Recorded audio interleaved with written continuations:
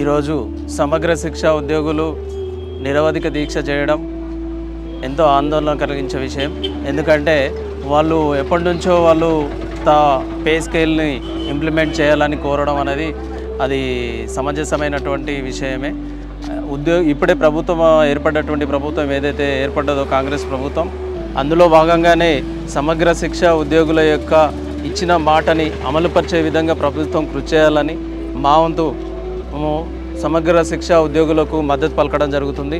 అదేవిధంగా ఇప్పటికే ఉద్యోగులందరికీ చాలా హామీలు ఇవ్వడం జరిగింది. ఆ హామీలలో భాగంగానే సమగ్ర శిక్ష ఉద్యోగులకు రెగ్యులర్ చేయాలి.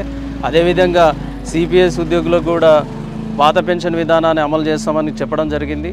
ఆ హామీని కూడా అమలు చేయాలి. ఇప్పటికే 1 ఇయర్ గడుస్తూ ఉంది. ఎప్పుడు అమలు చేస్తారు, దీని దశల వారీగానా లేదా ఎప్పుడు చేస్తారనే ఒక విషయాన్ని ప్రకటన చేయాలి మంత్రి ద్వారానన్నా. ముఖ్యమంత్రి గారు హామీ ఇచ్చారు. సమగ్ర శిక్ష ఉద్యోగులకు వాళ్ళ శిక్షణ అది నిరవధిక దీక్ష సమ్మె దగ్గరికి వచ్చి నేను ఖచ్చితంగా సెక్రటరియట్ పిలిపించుకొని మీ అందరికీ కూడా ఆమె నెరవేరుస్తా అని వాగ్దానం చేశారు. ఆ వాగ్దానాన్ని నెరవేర్చాలి. అదేవిధంగా సిపిఎస్ ఉద్యోగులకు కూడా వరంగల్ మీటింగ్ లోపల సిపిఎస్ రద్దు చేసి ఓపీఎస్ పాత పెన్షన్ విధానాన్ని అమలు చేస్తానని తెలియజేయడం జరిగింది. దాన్ని కూడా పూర్తిగా రద్దు చేసి పాత పెన్షన్ విధానాన్ని అమలుపరిచే విధంగా ప్రభుత్వం కృషి చేస్తానని ఆశాభావం వ్యక్తం చేస్తూ ఉన్నా.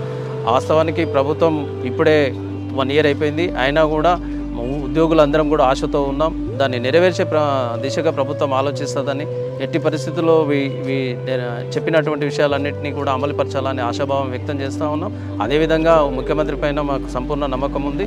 ఉద్యోగులందరినీ దృష్టిలో ఉంచుకొని ఈ చిన్న ఉద్యోగులందరినీ కూడా తిరిగి వాళ్ళని మళ్ళీ వాళ్ళ ముఖాల్లో కళ్ళని ఆనందాన్ని కలిగించే విధంగా తన ప్రయత్నం చేస్తాడనే ఆశాభావం వ్యక్తం చేస్తాం.